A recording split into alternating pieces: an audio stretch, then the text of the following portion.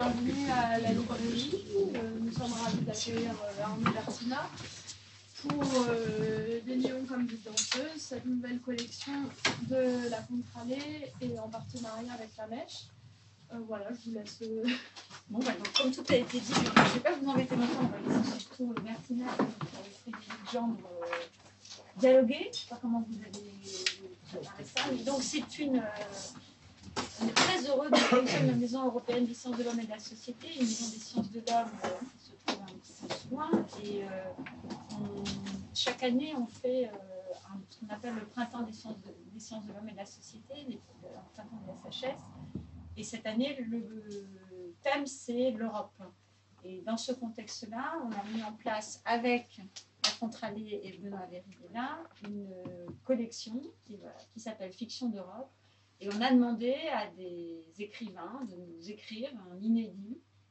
Et donc là, il y en a 3, dont 2 sont des traductions, du grec et du portugais. Et puis, moi, avec M. Bertina, c'était plus simple. Donc, ces beaux mots. Donc, on va vous écouter sur vos lions. Merci beaucoup. On va essayer de te traduire. Voilà. Bon, ben, merci d'être là. Merci à Arnaud. Et je veux dire, je suis un peu ému parce que c'est un projet qui a 1 an et qui aujourd'hui, voilà, c'est son baptême. Et donc, on a les livres devant vous. Et d'abord, je veux remercier au nom de la Mèche et en mon nom propre la maison d'édition La Contralée, qui a fait un travail superbe, et aussi bien dans la conduite de la chose que dans la réalisation des livres. Donc, merci à Arnaud, qui était le premier à qui on a proposé cette commande, et qui a répondu, qui est là. Alors, je vais essayer aujourd'hui de vous présenter son travail, mais de façon synthétique, et en rapport avec ce livre-là qui vous est proposé là maintenant, parce que d'abord ce serait un peu long de faire la liste de tout ce qu'il a fait et de l'expliquer, et en plus ça a déjà été fait, et de façon assez brillante. Il y a un peu moins d'1 an, il se trouve que l'Université Lille 3 a accueilli Oliver Rowe en résidence. Oliver Rowe est un compagnon d'armes et de travail d'Arnaud, et dans le cadre de sa résidence, il a invité Arnaud, et il y a eu une interview qui a été filmée, donc qui est disponible si vous le voulez. Néanmoins, je vais quand même essayer de retracer très vite son parcours en pointant les éléments qui nous renvoient au livre des lions comme des danseuses. Donc, bon, beaucoup de choses sont connues, mais je le répète quand même. En 2001, il fait une apparition assez remarquée sur la scène littéraire par un livre qui a pour titre Le dehors ou la migration détruite, qui a été publié chez Actes Sud. Et il faut se remémorer qu'à cette époque-là, ce qui faisait quand même la une, c'était la littérature d'autofiction. Et Arnaud Bertina arrive avec un livre qui parle de l'Algérie, donc un sujet politique fort, peu traité, enfin traité, mais pas énormément traité. Et un livre assez tragique, puisqu'il finit mal. Au moment, évidemment, la chose est connue, au moment en 62, si je me 61. En 61, avec les événements autour de Charonne. C'est ça la fin du livre. C'est pas exactement la fin du livre, mais une grosse partie du livre est consacrée à la répression de la manifestation du 17 octobre 61. Et ce qui déjà nous met sur les rails de ce problème de la colonisation, et qu'on retrouvera dans d'autres ouvrages et dans le livre qui va nous occuper. En 2003, toujours chez Actes Sud, il publie Apogeo, qui est en quelque sorte peut-être le premier livre où la folie apparaît dans l'écriture et dans le style. En 2004 et 2005, il est résident à la Villa Médicis. Il écrit en collaboration avec d'autres écrivains. C'est un mode qui reviendra sur d'autres ouvrages. Il écrit un livre qui s'appelle Anastylose, et dont, si vous allez sur Internet, vous verrez, c'est très joli ce qu'ils ont fait. Il y a un site où on voit un travail typographique et de contenu. En 2004, il écrit La déconfite gigantale du sérieux. Alors, c'est un livre signé Pietro Di Vaglio, qui est publié chez Léo Cher et qui est traduit, soi-disant, par Arnaud Bertina. Il se trouve qu'il a fait un peu plus que le traduire.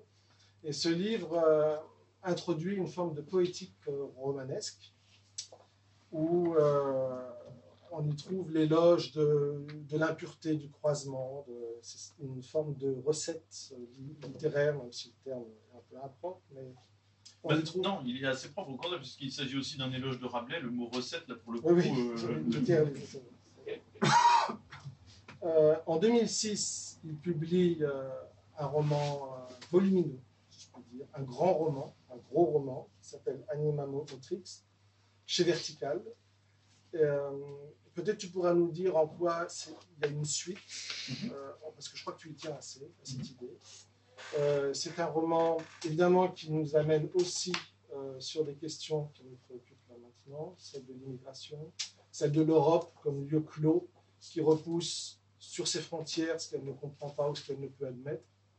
Une Europe qui cherche sa propre identité, et comme elle est inquiète, évidemment, il y a une espèce de réflexe très fort. Alors, Anima Motrix, c'est une histoire assez folle, d'un ministre macédonien véreux, effroyable, et le roman est écrit à la première personne, et c'est ce ministre qui parle. Et au cours du roman, on voit se dérouler comme une... il s'amende en quelque sorte, un peu à la Dostoïevski, je dirais. Il y a quelque chose de l'ordre du châtiment, et il fait l'expérience de la migration, des frontières. On retrouve la ville de Ceuta, qu'on retrouvera aussi dans Je suis une aventure, dont je ne veux pas en dire instant. Et donc ce livre aussi, c'est pareil, ce sont des thèmes qui sont très, très chers. Et puis vous ajoutez une folie incroyable dans l'écriture et dans le style. Et c'est d'ailleurs à la lecture de ce roman que j'avais proposé à Arnaud de nous rejoindre en 2012, parce qu'il se trouvait qu'on a eu une précédente expérience ensemble. En 2012, la ville de Lille avait demandé à la MEF de participer à une action qu'ils appelaient Savoir citoyen. Et le thème était l'engagement. Et donc, ayant lu ça, ayant lu d'autres livres dont je vais parler dans un instant, on avait proposé à Arnaud de venir et il nous avait fait une conférence, enfin, c'était un dialogue avec Laurent Demanze, sur l'engagement. Et bon, c'est un peu loin dans ma tête, mais je me souviens de choses très, très marquantes. Arnaud avait posé comme principe, 1, parler de son temps, et 2, ne pas prendre le lecteur pour des idiots. C'était une réponse au fait qu'on disait de son style qu'il est difficile, ardu, mais je ne pense pas que ce soit juste. Il est juste très travaillé.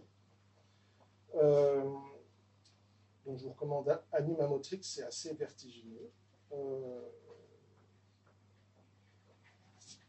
Je suis en train de l'arpiller. En 2006... Non, tu n'as pas les lunettes pour... Je les ai enlevées parce que sinon je ne peux pas les remettre. En 2006, il publie J'ai appris à ne pas rire du démon, qui est un autre genre encore, une sorte de fiction biographique sur Johnny Clash. Il y aura d'autres livres qui seront sur ce mode-là. En 2007, oui, il y en a beaucoup là. En 2007, j'avance lentement quand même, j'arrive. Une année en France, chez Gallimard, qu'il écrit à plusieurs mains, avec Oliver Rowe, dont je viens de parler, et François Bégodeau. Et ce livre retrace une année de commentaires politiques sur 3 types d'événements. Le CPE, qui avait agité la France à ce moment-là, les émeutes des banlieues et le référendum européen. Nous sommes dans notre sujet. Il y a un cycle qui a commencé un peu avant et qui s'étend après, de livres photographiques qu'il écrit ou qu'il fait en collaboration avec des photographes. Toujours pareil, on reste dans les mêmes thèmes. En 2009, la borne OSS 77 avec SOS, photo... pour le coup. J'ai dit quoi? OSS. C'est pas le même numéro après OSS, SOS 77. C'était presque fait exprès, là, le pour moi, pas du tout. Avec le photographe Ludovic Michaud. En 2012, un livre qui s'appelle pour titre Détroit avec le photographe Sébastien Saint-Deux. Et en 2013, je vous fais la liste. En 2013, un livre qui a pour titre Numéro d'écrou avec Anissa Michalon. Et ces 3 livres qui mêlent texte et photographie sont dans cette unité thématique où on y rencontre la pauvreté, l'immigration, la fragilité des réfugiés et les frontières. cette zone, cette bande de frontière avec des Détroit, hein, sur les ports. Je vous dis tout ça vraiment pour montrer que le livre dont on va parler, des lions comme des danseuses, est au cœur d'un travail, et qu'il en est en quelque sorte, je dirais pas la pépite, mais ni le rouage, parce qu'il faudrait savoir ce que tu vas faire après, mais qu'il est au cœur de tout ce processus de création. En 2009, Arnaud écrit « Ma solitude s'appelle Brando », qui est publié chez Vertical. C'est aussi une fiction biographique au sujet de son grand-oncle, et c'est le livre qui m'a fait peiner tout le week-end, parce qu'il m'a envoyé un mail samedi matin, Arnaud, en me disant « Sur l'Afrique, c'est là, il faut que tu lises ça », et je n'avais pas lu. Et donc, après, je me suis dit « Mais il devait être ici », et je n'ai pas pensé qu'il était ici. Donc, je ne l'ai pas lu, mais j'ai proposé à Arnaud qu'il nous en parle au sein de notre conversation sur l'Afrique qui arrive dans quelques instants. En 2012, il publie « Je suis une aventure », qui est un livre aussi impressionnant qu'Anima Motrix, par sa taille, par son ambition, par son style. Il s'agit de l'histoire d'un tennisman qui s'appelle Roger Federer, mais ça s'écrit R-O-D-G-E-U-R et Federer, E accent grave, R-E à la fin, donc son nom est travesti en quelque sorte, il avance avec un masque. Et il s'agit d'une histoire d'un journaliste épris de littérature, un peu persécuté par sa passion pour la littérature. Il passe son livre à essayer de faire le pendant ou de départager deux auteurs, Pirsig, l'américain, et Thoreau à la fin du 19e, qui a écrit Walden, si vous connaissez. Et donc ce journaliste sportif, rongé par sa littérature, poursuit au début Federer pour avoir une interview, et cette poursuite ou cette tâche de compréhension du journaliste pour le tennisman et du tennisman pour lui-même les amène en Afrique. Et cet auteur, ce journaliste reste en Afrique, il fait un parcours compliqué, il revient, il perd ses papiers, il revient par Ceuta. Et ce qui s'y trame, d'une certaine façon, et ce qu'on retrouvera dans des lions comme des danseuses, c'est l'Afrique vue comme, ou cette opposition entre Europe et Afrique, l'Afrique comme étant une espèce de fond, un fond d'émotion, un terreau, et quelque chose d'extrêmement formel, comme le serait un tennisman au style inimitable, qui, en quelque sorte, une métaphore de l'Europe. Alors, je simplifie exprès, je fais vraiment le fond et la forme, l'Afrique d'un côté, mais c'est pour te provoquer, et pour que tu raffines en fait ces choses-là. Ensuite, en 2015, je vous l'apprends, il publie Les Lions comme des danseuses, et à cela s'ajoute du théâtre, de la littérature jeune public, des adaptations radiophoniques, notamment de Dostoïevski, c'était Les Démons, c'est ça? Oui, mais qui n'est pas encore diffusé. Au total, 15 livres, depuis 2001, ça fait un par an. Ouais, non, ça c'est trompeur, ça c'est pas... Et il y a de nombreux éditeurs aussi qui sont engagés, des thématiques qui s'entrecroisent, qui forment un tissu, dont, à mon avis, des lions comme des danseuses et un pli dans ce tissu. Voilà.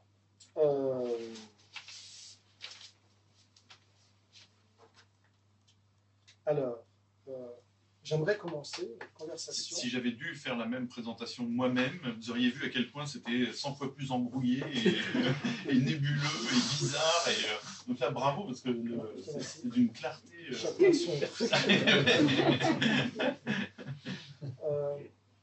Oui, parce que ce qui est marquant, je dois dire, quand on se plonge dans tes livres, c'est ce chemin. Il y a vraiment une idée, quelque chose de très fort, un chemin. Et peut-être, moi je le vois un peu moins avec Appoggio, sinon par l'introduction dans le style de cette folie, dans l'histoire, dans la façon de conduire l'histoire. Mais ça, tu nous en parles. J'aimerais commencer par une question qui nous ramène à nous en tant que, enfin je dis nous, centre de recherche, la Neige, Martine, je me permets de dire nous encore aux bien sûr. parce que j'en fus. Une question qui nous ramène donc à nous est celle de la Comore. C'est une question pas très sympathique que je te pose, parce que j'ai lu pas mal de textes que tu as écrits, d'interviews que tu as données, et je sais que tu luttes contre toi. Et la chose contre laquelle tu luttes, c'est le discours. parce que tu te sais une tendance très naturelle à parler et à discourir. Et je sais, moi, quand même, par ailleurs, pour avoir lu un peu, que les choses les plus intéressantes sont celles qu'on obtient quand on lutte contre soi, parce qu'on perd toujours, mais ça reste quand même un moteur fort. Et du coup, je me suis demandé, mais comment as-tu vu venir une commande qui venait d'un centre de recherche, donc on peut dire que son métier des chercheurs, c'est quand même articuler le discours de façon la plus intelligente et la plus productrice possible. Comment toi, est-ce que tu as vu des démons apparaître? Est-ce que tu t'es dit, mais mince, on me propulse vers du discours alors que je devrais être beaucoup plus créatif, avoir une parole plus... Comment tu as vu venir ça et comment tu as réagi? Bon, d'abord, merci Frédéric pour cette présentation très généreuse. Oui, c'était très compliqué. Hein. Alors j'aime beaucoup le principe de la commande parce que justement c'est souvent une invitation à... Quand la commande est intelligente, c'est jamais un grand écart par rapport à ce qu'on fait. C'est-à-dire qu'on a été ciblé et donc ça n'est pas abracadabrant comme invitation. C'est-à-dire que c'est un thème ou une manière qui nous correspond ou qui peut nous correspondre, nous intéresser. Donc c'est une invitation à sortir un tout petit peu de soi et à aller dans des parages qui ne sont pas immédiatement les nôtres, dans le meilleur des cas. Donc ça me séduit. Après, tu as tout à fait raison, j'ai tout de suite vu le piège pour moi, c'est-à-dire l'avenir de l'Europe, le futur de l'Europe. Effectivement, on peut tous en parler ensemble, on va peut-être tous en parler ensemble là ce soir, et on va rester sur le terrain du débat d'idées, du débat d'opinion, des intentions, des rêves de chacun, etc. Et donc je voyais tout de suite que mon problème, ça allait être ça, c'est-à-dire d'arriver à quitter ce terrain-là, qui est un terrain passionnant, hein, j'ai rien contre les essais. Par contre, ce qui m'obsède, c'est la différence entre un essai et puis la littérature, l'écriture littéraire. Et là, mine de rien, même si ça prend la forme d'un livre dans les deux cas, mine de rien, c'est deux paroles qui n'ont rien à voir l'une avec l'autre. Et quand je dis que j'ai très peur de cette pente-là que je repère dans mon travail, qui est justement celle du discours, c'est-à-dire de souligner des effets, de souligner des intentions, d'avoir une ou deux idées, se croire intelligent parce qu'on a une ou deux idées, et puis de vouloir à tout prix les faire sentir dans le livre, à mes yeux, c'est une catastrophe dans mon travail. Et que donc peut-être depuis le premier livre, j'écris contre ça. J'écris pour essayer pour le dire vite, pour ramener du corps là où il y aurait la tentation de mettre que des idées. Parce que quand on n'y met que des idées comme ça, très souvent elles sont bébêtes. Alors que si on arrive à se rapprocher de zones plus mystérieuses, qui peut-être mettent en déroute un petit peu les modes de pensée habituels, les pensées qui sont déjà connues, etc., et ben là peut-être on peut avoir la chance que ça débouche sur quelque chose d'intelligent ou de bizarre. Voilà. Donc clairement, je pensais que j'allais vraiment me prendre un mur. Pourquoi j'accepte quand même, pour ce que j'ai dit tout à l'heure, pour le pas de côté que ça invite à faire, par amitié aussi, ça compte.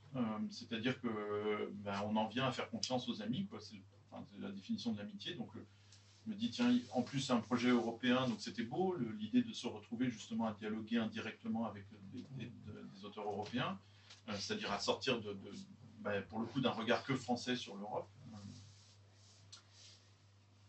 Et donc il y a eu toute une période où j'y ai pas pensé, précisément parce que je redoutais le moment de m'y mettre et puis de commencer à poser sur le papier des choses qui seraient juste des idées.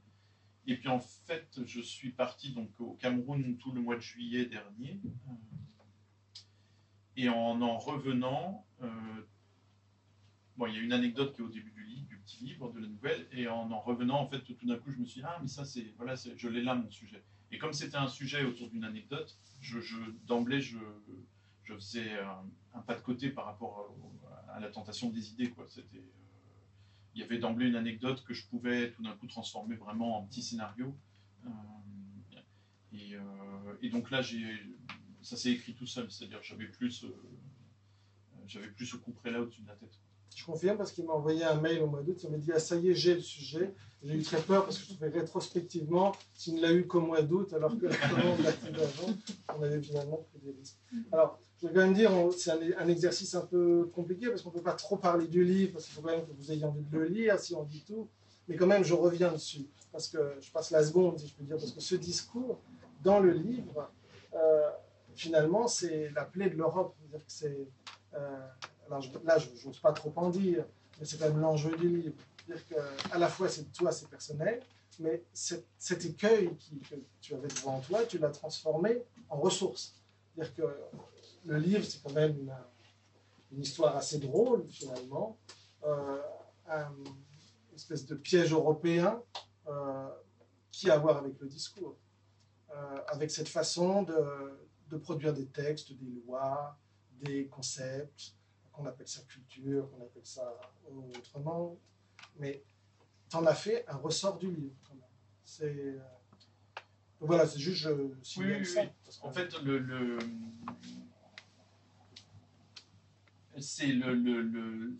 c'est comment dire, c'est une des histoires c'est un des, vous savez l'histoire du boomerang, quoi. C'est-à-dire vous lancez un boomerang et puis il vous revient ensuite en pleine figure.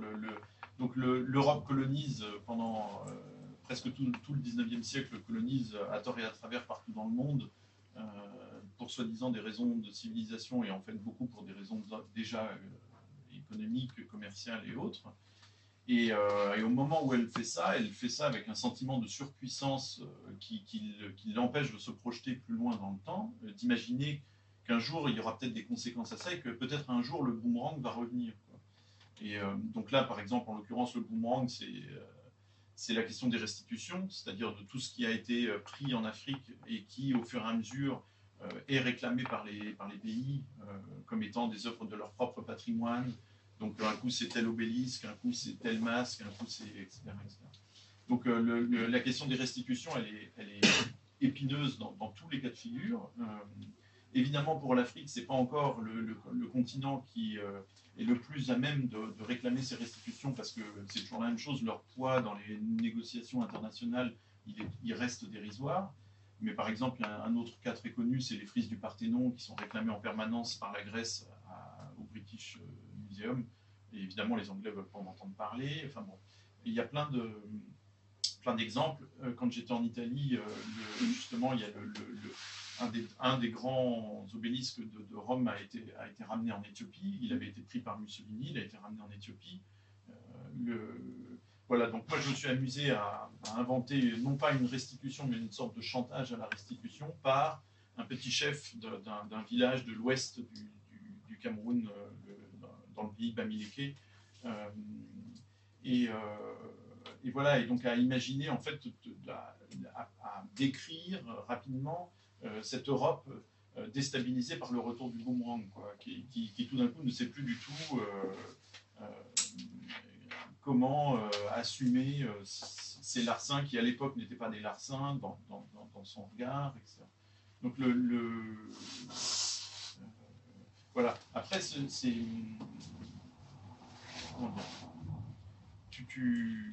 dans ta présentation des différents livres que j'ai pu écrire, tu retrouvais la trace de l'Afrique un peu partout, et c'est vrai que pour moi, elle est très... elle est en fait très présente, pour des raisons un peu... qui sont biographiques. C'est ce que tu dis dans Ma solitude s'appelle Brando. Voilà, et en fait, quand dans Ma solitude s'appelle Brando, j'ai fait le portrait d'un grand-oncle, mais en fait pas pour parler de ce grand-oncle, plutôt pour parler d'une forme de liberté que ce grand-oncle a réussi à mettre en œuvre dans sa vie, en se tournant vers l'Afrique, justement, et en partant, c'est-à-dire en ayant grandi du côté de Bordeaux, et puis en partant faire toute sa vie professionnelle, et plus que ça, en Afrique. Donc entre 1935 et 1960. Et en fait, il y avait donc, je pourrais lire peut-être un extrait, il y avait dans mon enfance, résultat, ce grand-oncle incarnait quelque chose de très très étrange, quoi, qui ne correspondait à rien dans mon horizon, qui était un horizon très petit bourgeois, francilien, etc. Mais cette vie-là, c'était sans le retour du boomerang. C'est-à-dire qu'en fait, très bizarrement, toute sa vie africaine, il l'a jamais mise en avant auprès des siens. C'est-à-dire qu'il a complètement accepté l'indifférence totale de sa famille française à sa vie en Afrique. ils ne lui posaient jamais de questions, ils ne savaient à peu près rien de ce qu'il vivait là-bas, jamais ils n'ont été le voir là-bas. Donc indifférence totale. Et donc voilà, moi ce qui m'intéresse, c'est justement le moment où tout d'un coup, ces pays d'Afrique-là demandent un changement complet de relations avec les pays européens qui ont pu les coloniser ou qui ont pu avoir des rapports d'exploitation. Donc voilà, c'est ce que je... Encore une fois, c'est le moment où enfin l'Europe se retrouve face à l'autre. C'est-à-dire que pendant toutes ces années-là, les Africains restant dans leur pays, il n'y avait pas de rapport à l'autre. Parce que justement, ce grand-oncle, en fait, quand il revenait en France et puis c'est tout. Il était français à ce moment-là. Le rapport à l'autre était vraiment totalement inexistant. Maintenant, par le biais des réfugiés, par le biais par exemple, de ces restitutions, etc., le rapport, on découvre seulement maintenant, en fait, d'une certaine manière, cette altérité-là. Et donc, c'est la description de ce moment-là de très grande déstabilisation, parce que tout d'un coup, il y a des visages, il y a des individus, il y a des exigences, il y a des conflits, et toutes les réponses apportées par l'Europe depuis une trentaine d'années à cette altérité-là, ou une quarantaine d'années, sont toutes consternantes. Fermeture des frontières, interdiction refus de construire des mosquées, etc. Et ce qui ressort très bien dans des lions comme des danseuses, avec une économie moyen folle, hein, parce que c'est un dossier assez court, c'est le fait que c'est parce qu'il n'y a pas d'Europe non plus, parce qu'il n'y a pas une unité, qu'il y a une telle angoisse et une telle peur vis-à-vis de ce qui vient la provoquer de l'extérieur. Et on sent très bien, je ne raconte pas le livre, mais il y a une forme de dissension interne qui se met en place au nom du fait que les uns ne reconnaissent pas cette entité comme l'Europe, les autres, c'est pas moi, c'est pas moi. Et en fait, c'est une espèce de... presque un épouvantail, l'Europe, quelque chose qui, parce qu'il est mal constitué, ne peut pas accepter... C'est un épouvantail qui se fait peur à lui-même, en fait. C'est-à-dire, c'est la gorgone qui se regarde dans un miroir. Pourquoi je reviens souvent sur les deux enclaves bien connues de Ceuta et Melilla, c'est que à ce moment-là, on se rend compte que l'identité européenne, c'est juste une identité contre, c'est-à-dire c'est une identité par la fermeture et par la réponse militaire. Donc ensuite, il y a des gens qui essayent d'agiter le débat sur les racines chrétiennes de l'Europe, mais on voit bien que c'est un débat qui vient après la définition militaire et la fermeture, quoi. Ou après la définition par le commerce et par la communauté du charbon et de l'acier. Je relisais par hasard, pour toute autre raison, il y a quelques semaines, je relisais un texte de Novalis, tout début du 1795, qui s'appelle « De la chrétienté ou l'Europe », et c'est sur les racines chrétiennes de l'Europe. Et là, à cette époque, on ne parlait pas de commerce. Enfin, un peu, mais pas trop. Oui, mais on ne parlait pas non plus de faire une unité entre les différents pays. Non, mais l'unité. Moi, je ne défends pas du tout ce point de vue. Je dis simplement, historiquement, les racines chrétiennes de l'Europe, c'est pas post... Non. Bien sûr, je ne parlais pas du tout là, de l'Europe en tant qu'entité géographique. Je parlais vraiment juste de l'Europe au XXe siècle, comment elle s'est structurée politiquement. Je parlais que de ça. Et il y a un passage, je dois dire, la toute fin de « Je suis une aventure », vraiment extraordinaire, où ce personnage, ce journaliste, est remonté en voiture le long de la côte, sur la frise océane, comme ça. Et il arrive à Ceuta, et il assiste derrière un grillage à la finale de Wimbledon, Federer, donc il gagne. Il y a toute cette construction où l'Europe, c'est le tennis. Tu le dis par ailleurs, hein, que Federer joue il joue pas en Afrique. On ne voit jamais de match en Afrique. Il n'y a pas de match. Et puis c'est une aisance européenne, enfin, c'est un monde de l'argent. Et il y a ce journaliste qui voit ça à travers un grillage, ses lignes de cours, il est en Afrique, et c'est une position, c'est une fin très, comment dire, pas explicite, parce que c'est pas du discours, là, mais c'est cette construction qui est très forte, et où Ceuta est une espèce de verrue de l'Europe, c'est une chose que tu dis par ailleurs, une verrue de l'Europe en Afrique, alors qu'en Europe, la verrue, c'est plutôt l'Afrique. Et il y a tout le temps cette recherche d'une zone de conflit, en fait. Et qui habite les textes. Et qui est terrible, parce qu'évidemment, elle ne pose pas que des problèmes aux Européens, mais le livre que j'ai fait, Numéro d'écrou, c'est sur le parcours d'un sans-papier malien entre 1990 et 2006 en France, en région parisienne.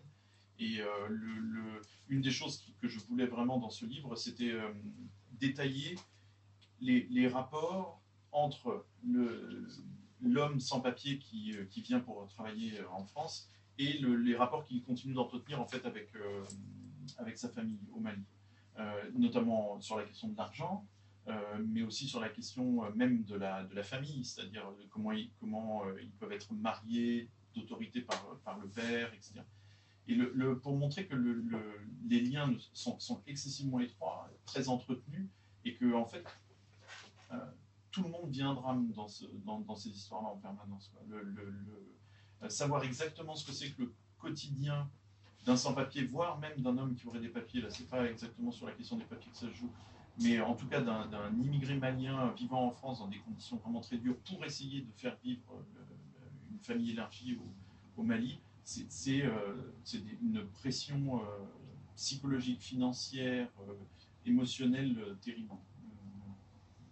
Donc moi ce qui m'intéresse c'est l'ensemble de ça, c'est-à-dire aussi bien ce que ça peut faire aux Européens que surtout aussi ce que ça peut faire aux Africains. Alors là, le petit pas de côté par rapport à ce que je fais d'habitude, c'est que oui, ça se présente, Des lions comme des danseuses se présente un petit peu comme une blague.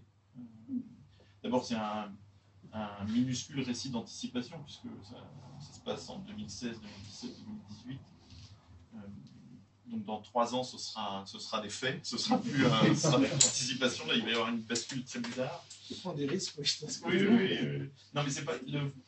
Ça c'est un vrai truc, c'est-à-dire Houellebecq, quand dans son dernier roman, il imagine comme ça un parti islamiste au pouvoir, en 2022, on sait que ça n'aura pas eu lieu et on sait que ça restera une blague. Sauf que moi, ce sont des faits relativement discrets que j'imagine.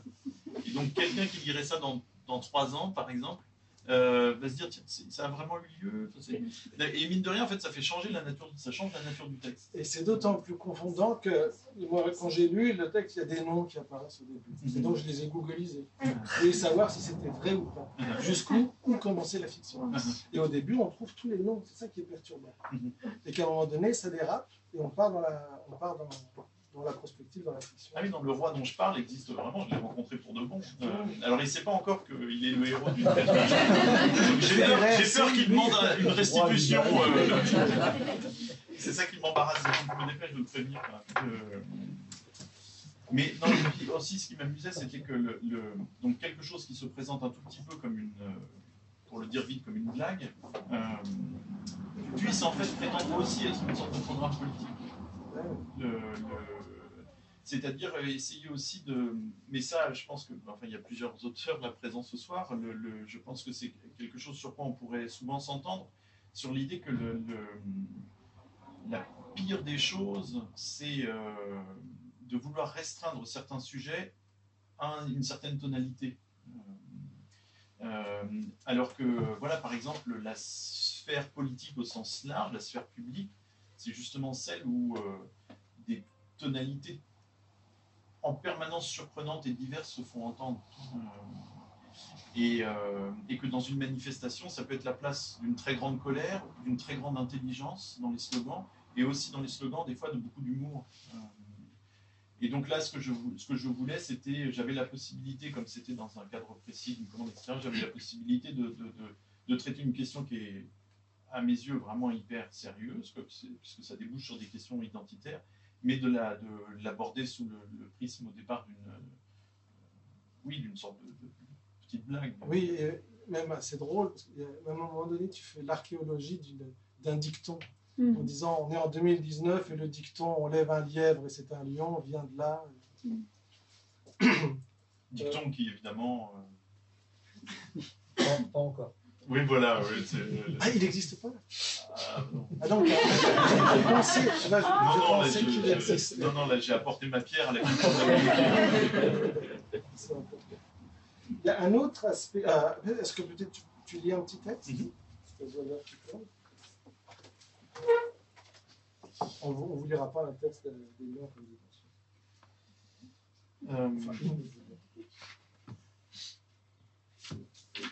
Ces deux petits extraits de Ma solitude s'appelle Brando pour...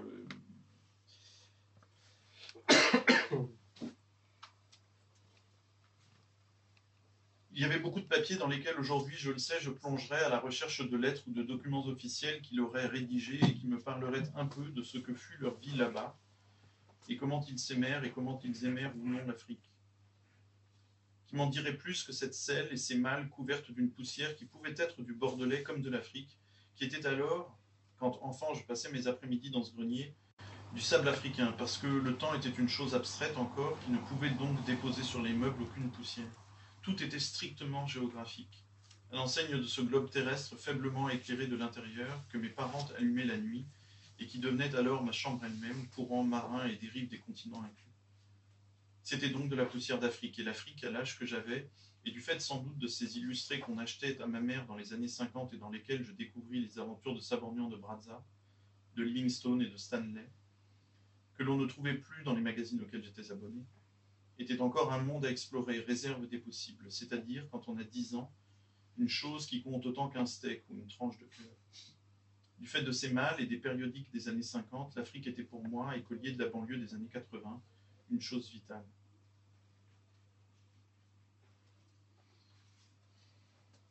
C'est au début des années 70 qu'ils achetèrent un appartement aux Canaries, pour y séjourner 2 mois par an.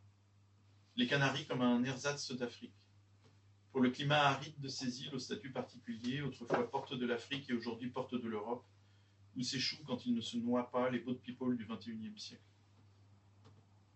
L'étrange est qu'il soit si souvent revenu à quelques milles nautiques de ce continent sans jamais y remettre les pieds vraiment. Il se comporta peut-être alors en amoureux qu'on aurait conduit. Il ne contesta pas sa disgrâce, mais il ne put s'y résoudre physiquement. Pourtant, ils ne furent pas chassés d'Afrique. Ils n'étaient plus en poste au moment des dernières indépendances. Et l'eût-il été que cela n'aurait rien changé. Il aurait plaidé à Paris la cause des Noirs, je crois. Si Clémence avait apprécié les gants blancs des boys qui les servaient, lui ne les avait regardés qu'avec une mélancolie teintée de gêne, une honte qu'il ne sut pas nommer, mais que toutes les leçons de Peul, de Wolof et de Sonny Mickey ont tenté de sublimer. Clémence s'en agaça parfois, il ne leur parlait jamais français. Ils se contentèrent de regarder l'Afrique depuis le rivage, prince en exil aux Canaries, sans histoire et sans fortune, abandonné à toute mélancolie, à bouffer des bananes. Si Mathilde eut donc par quelque biais raison lorsqu'elle critiquait les habitudes du couple, ce fut que ce voyage annuel et toutes les occupations qu'il s'inventa ne suffirent pas, semble-t-il, à alimenter une vie rendue à l'étroitesse congénitale. S'il avait été le témoin des années 90 à aujourd'hui de ce que vivent en France les sans-papiers, il aurait sans doute rassemblé ses dernières forces. Ce drame, il l'aurait vécu dans sa chair. Il les aurait tous entendus se noyer ou pleurer en centre de rétention. Il aurait ressenti la peur quotidienne des contrôles de police. Il aurait écrit au Figaro, certainement, un récit trop personnel qu'on aurait hésité à publier.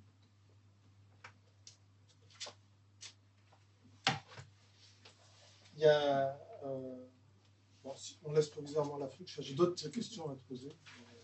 Il y a une chose que je trouve très marquante dans l'ensemble des livres, c'est l'aspect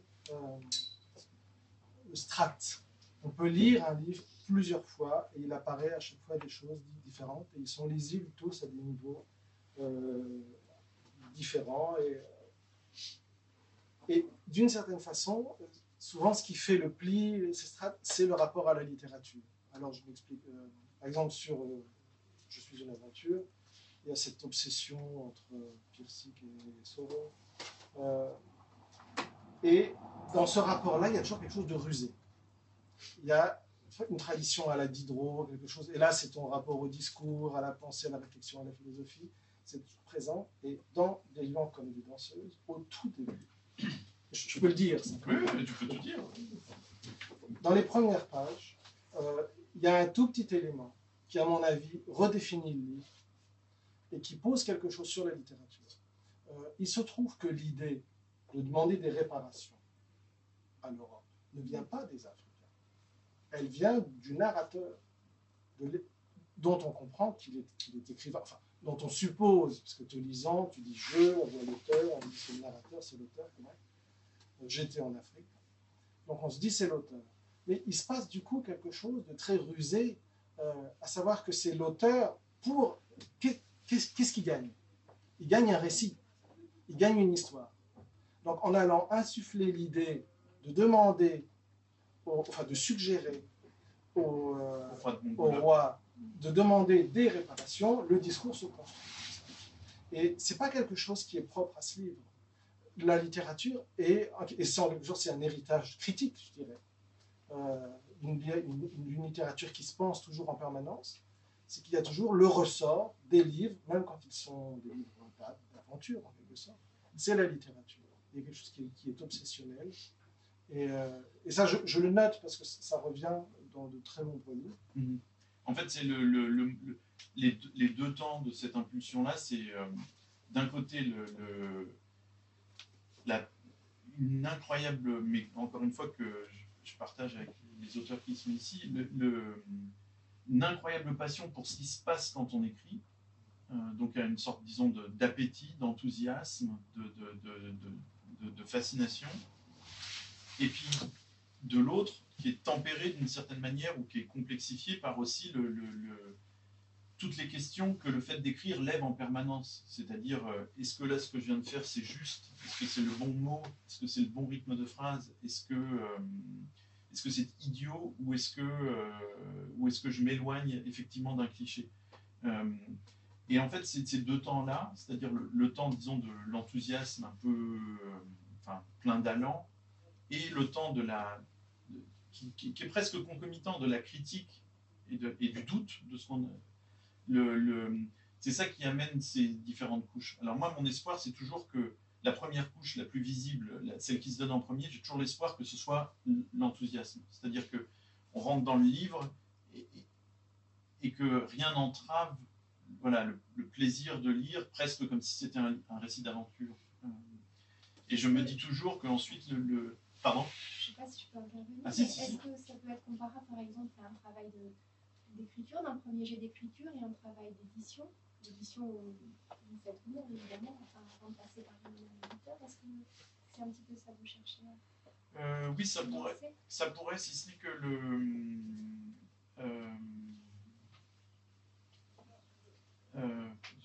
vous ai fait perdre le fil.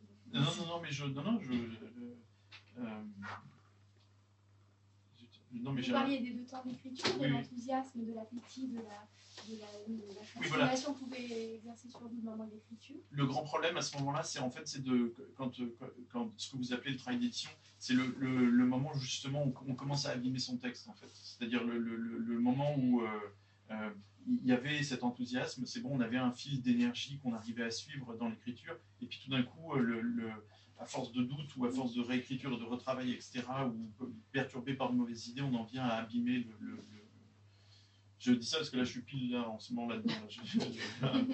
J'avais un personnage qui me semblait très clair et je patine complètement dessus. Donc, je dis ça vraiment ici parce que je trouve que vos textes sont extrêmement travaillés intellectuels. Je trouve qu'il y a une construction intellectuelle qui est très puissante. Et justement, vous parliez de différents étages, différentes strates, un petit peu comme une géologie, même plus qu'une géographie, une géologie de l'écriture. Et je m'interroge à titre personnel sur justement le mouvement. Comment vous arrivez quand même à avoir du mouvement pour produire un jet vivant, un texte vivant, et en même temps être dans une construction... Je pense que c'est une construction de l'esprit, de la raison. Parce que c'est le palimpseste. Oui. Tu repasses dessus. Vous voyez ce que Oui, je vois bien. Je pense qu'il y a les deux, en fait. C'est-à-dire qu'il n'y a pas, disons, il n'y a pas une corde à linge sur laquelle je vais rajouter des couches et des couches. Souvent, c'est l'écriture qui agrège tout ça, en fait. C'est-à-dire que, pour moi, pardon, je le dis vraiment en termes d'appétit, quoi. C'est-à-dire, et je pense que ça me joue des tours des fois. C'est-à-dire, une phrase, elle est toujours pleine d'angles morts. Et moi, tous ces angles morts me passionnent. Alors, j'essaye tous de les maintenir à vue, de faire que la phrase, elle puisse les donner tous en même temps. Mais évidemment, ça donne un truc l'horizon de ça, c'est quelque chose d'illisible, parce qu'on ne peut pas être en permanence attentif à la route qu'on prend et puis en même temps à tous les chemins de traverse. Mais c'est ça mon fantasme.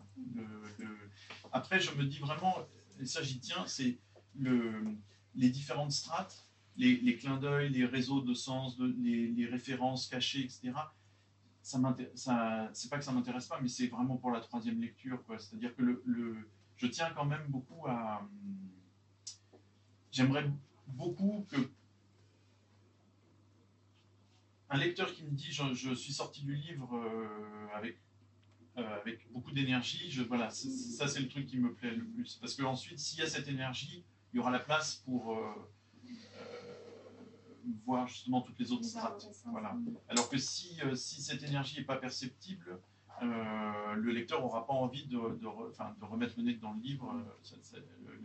Donc mon souci beaucoup dans toutes les étapes de l'écriture, c'est ça, c'est que tout ce que je veux rendre présent dans le livre ne devienne pas une espèce de une espèce de grosse machine qui n'avance plus. Mais en lisant, la semaine dernière, je relisais Je suis une aventure, et en lisant, je me disais, mais il y a quelque chose de baroque comme la musique. C'est-à-dire qu'on a la basse qui continue, et ça c'est vraiment le fil qu'on entend peu, qui est très tendu, très littéraire, très traditionnel au sens de la littérature critique. Et puis il y a une espèce de décorum. Quand on écoute du Rameau, c'est ça, il y a le décor et il y a la basse.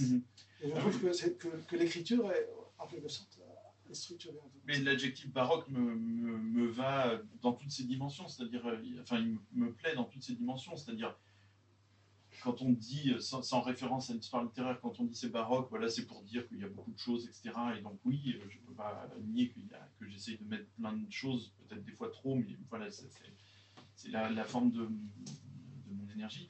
Mais aussi, même au sens de l'histoire littéraire, c'est-à-dire ce qu'il y a dans tout l'art baroque, dans le jeu avec les limites du cadre, quand vous êtes à Rome dans les églises, vous avez des personnages qui sortent du cadre, des stupes qui débordent partout, le jeu, donc ça veut dire quoi le jeu avec le cadre? C'est aussi le jeu avec les espaces entre vie et mort, de montrer de quelle manière tout ça c'est très très imbriqué. Donc moi une des choses qui me hante le plus, c'est ce mélange-là en fait entre les tonalités, entre le fait que tous les espaces communiquent entre eux, que dans une scène tragique il peut y avoir des choses totalement grotesques, que dans un éloge de la vie il puisse y avoir toujours l'idée que cet éloge de la vie il est pertinent parce que la mort est partout présente, etc. Pardon de le dire comme ça fait très cuistre, mais je suis pas du tout un esprit tragique en fait. Non, et je voulais dire, il y a une gaieté irrésistible dans les livres. Oui, alors. Ou une joie, je sais pas. Ouais, mais il y a de la mélancolie. Il y a une drôlerie, on rit beaucoup. Ben, j'espère, mais c'est pareil. Qu'est-ce que c'est compliqué c'est de la même manière que c'est compliqué d'échapper à la séduction de certaines idées un peu plates. Qu'est-ce que c'est compliqué l'humour en littérature. Et je me suis rendu compte, mais tardivement, que si je faisais mon top 10, et ben en fait c'était principalement des œuvres qui avaient une puissance comique incroyable. Et que c'est pas obligatoirement des monuments de la littérature, enfin, en tout cas pas tous, mais par contre des œuvres qui pour moi sont sidérantes par ça, quoi, par ce et que en fait par exemple les pages de Proust qui me restent sont les pages en fait qui correspondent à des pages très très très, très drôles. Pour moi, écrire, lire, c'est tellement c'est une telle façon de me sentir encore plus vivant. Que vraiment écrire et lire, c'est vraiment une machine de guerre contre des formes d'esprit tragique en fait. Mais c'est toujours une conquête, quoi. C'est-à-dire que dans les arts en France et beaucoup dans la littérature, il y a un esprit de sérieux qui s'explique par plein de raisons historiques, etc.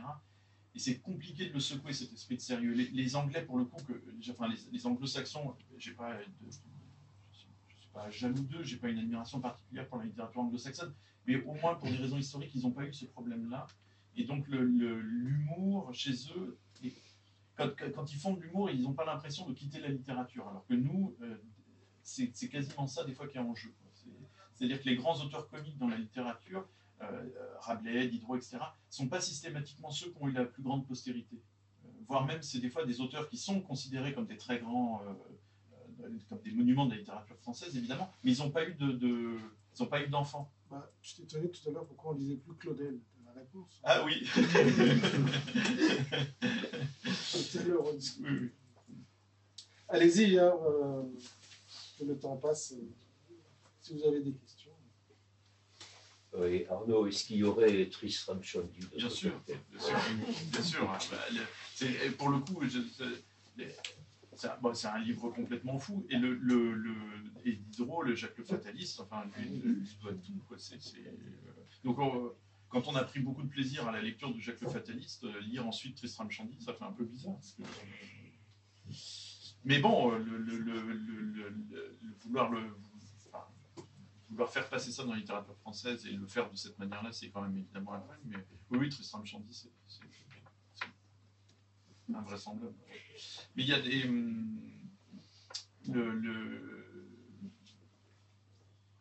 Oui, pas aussi inventif que ça, mais par exemple, un jour, je commence Catch 22 de Joseph Feller, et, qui date des années 70. Et alors, la quatrième de couverture, c'était un extrait d'un article paru aux États-Unis, et c'était une phrase, vous savez, ces phrases idiotes qu'on entend tout le temps. C'est le livre que Kafka aurait écrit s'il avait rencontré Dante. Oui, sauf qu'on voit tout le temps, c'est vraiment un tic journalistique, ce genre de phrase. C'est le livre que Paul Claudel aurait écrit s'il n'avait pas tué sa sœur. Enfin bon, Et donc je commence, 50 pages, je m'énerve, 100 pages, je m'énerve, et je me dis, cette phrase, c'est vraiment n'importe quoi. Convoquer Dante et Kafka sur ce livre-là, qui paye vraiment pas de mine, c'est vraiment n'importe quoi. 100 pages de plus, bon, je la ramène un tout petit peu moins, 100 pages de plus, et là je me dis, ah oui, j'ai compris, si, j'ai compris. C'est-à-dire que ce livre qui vraiment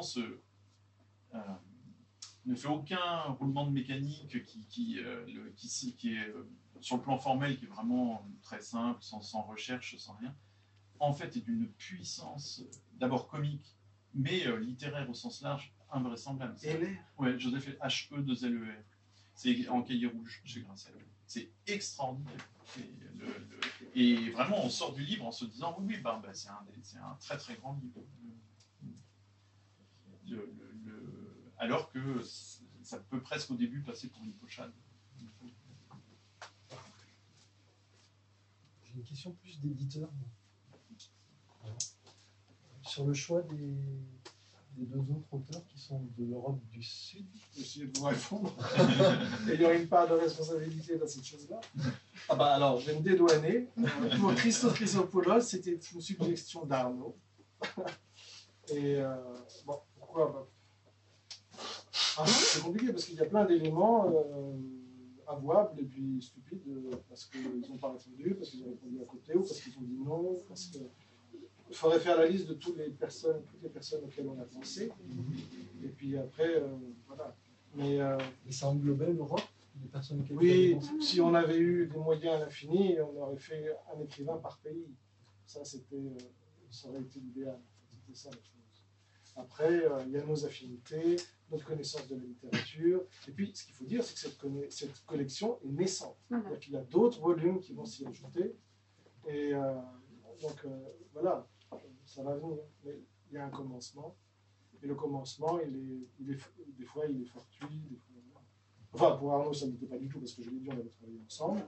Pour Christos Chrysopoulos, ça ne l'était pas, parce qu'il a publié, c'est quand même quelqu'un qui était très investi dans le conflit Grèce-Allemagne, il y a des années, il y a 2 ans. Il a écrit ça militant, il a une écriture ardue, rêche, militante, documentaire.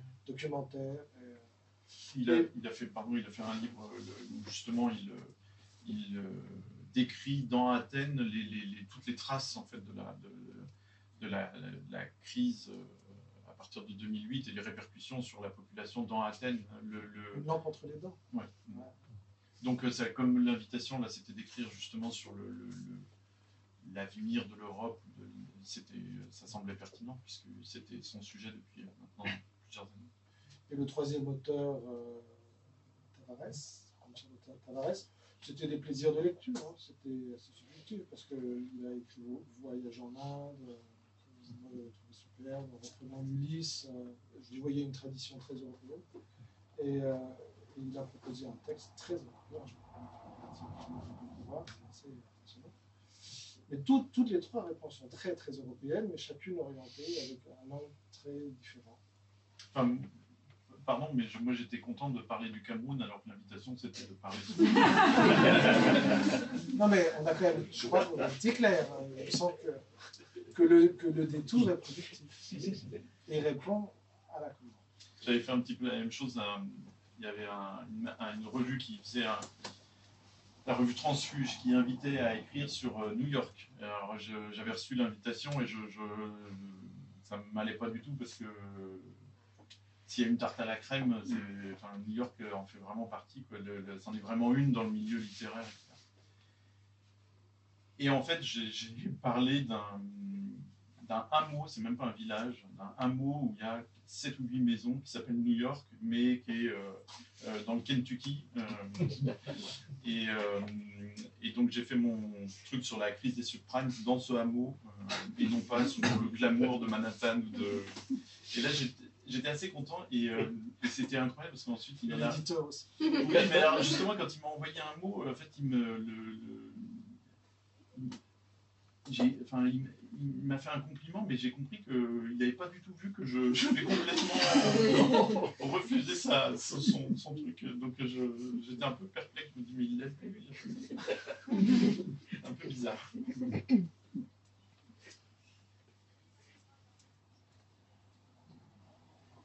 J'ai une autre question, mais je ne la pose pas parce que là on est reparti pour une demi-heure. Moi j'aurais aimé savoir pourquoi vous êtes intéressé à l'Algérie. Pourquoi je me suis intéressé à l'Algérie. Alors, pour les mêmes raisons, en fait, c'est-à-dire je viens d'une famille, donc je viens de le dire, donc il y a du côté de ma mère, c'est Bordeaux, et puis c'est une espèce de bourgeoisie sans argent, mais de bourgeoisie qui se rêve aristocrate. Et du côté de mon père, par contre, c'est l'immigration ouvrière italienne.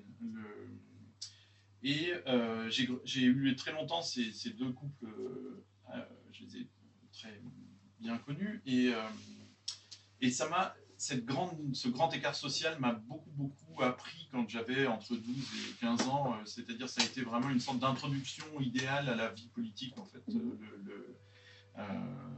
Par exemple, mon grand-père italien, quand il y avait la première communion, demandait systématiquement, explicitement à mes parents à être placés à l'autre bout de la table parce qu'il savait qu'il n'avait pas la conversation pour discuter avec mon grand-père bordelais. Donc c'est des choses, ça gamin, vous l'entendez, vous savez pas du tout ce qui est en jeu, mais vous l'entendez, ça s'est vraiment déposé en moi. Je me disais, mais c'est quoi? J'avais même pas le mot honte pour nommer ça, mais d'une certaine manière, je l'avais puisque ça me marquait. Et de manière très étrange,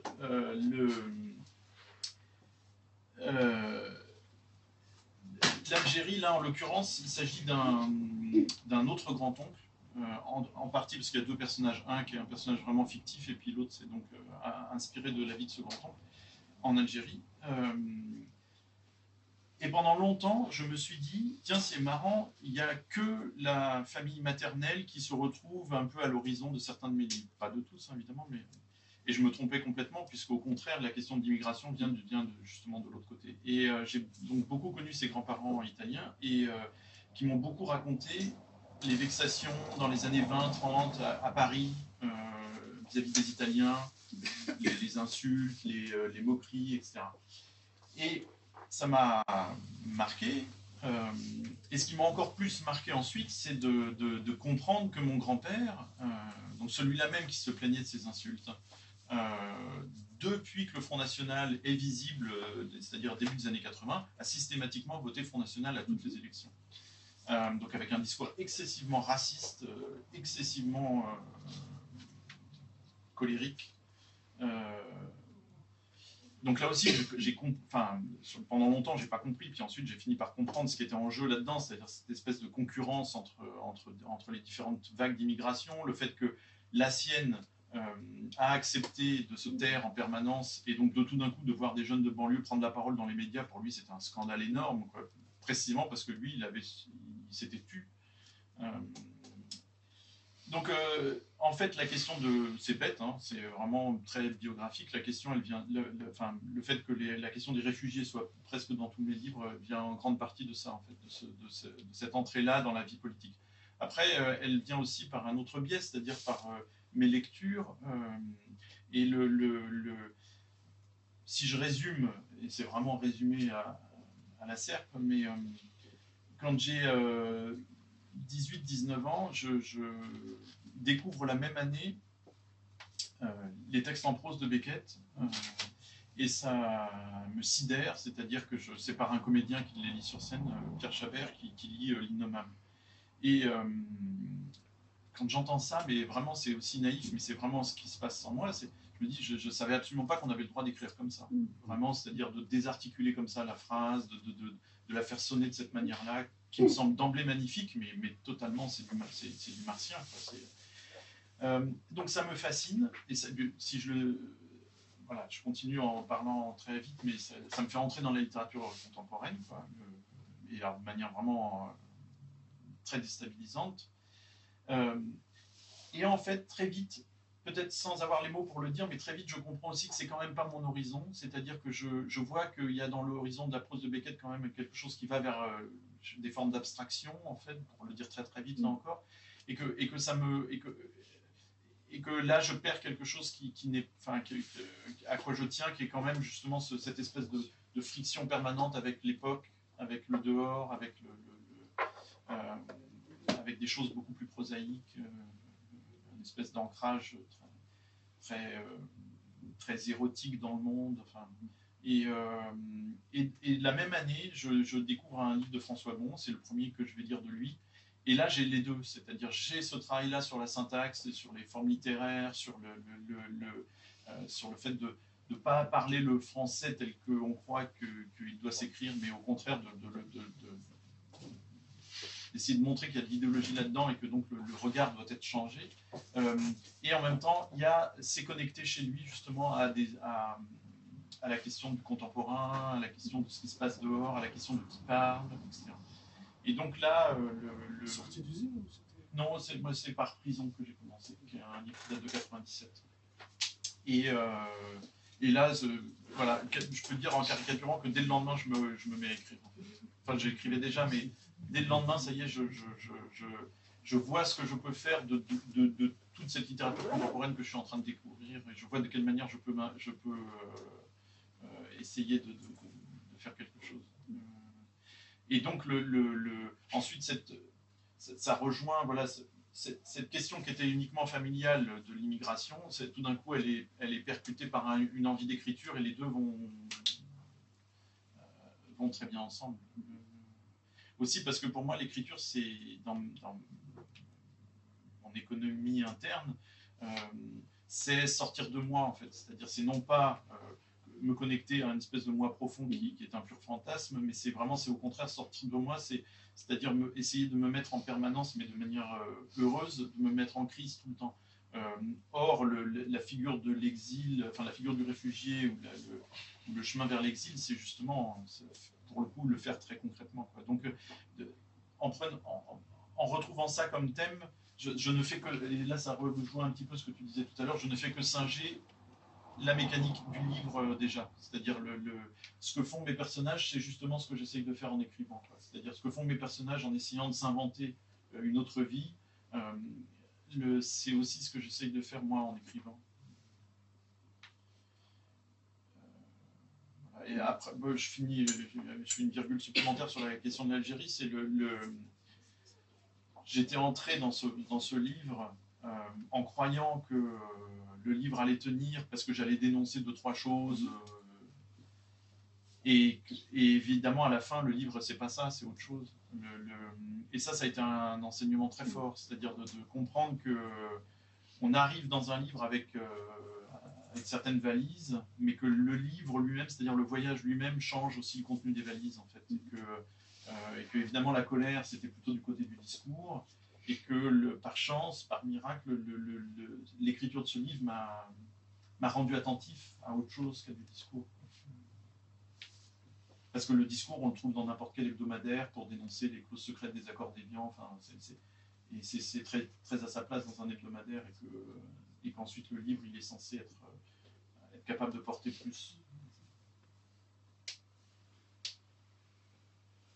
Merci. Donc, je vais peut-être juste dire que donc il y a une collection et que mardi 14 avril, l'auteur grec, donc Christos Christopoulos, sera à 19h à la librairie Véo, qui est maintenant rue du Molinel.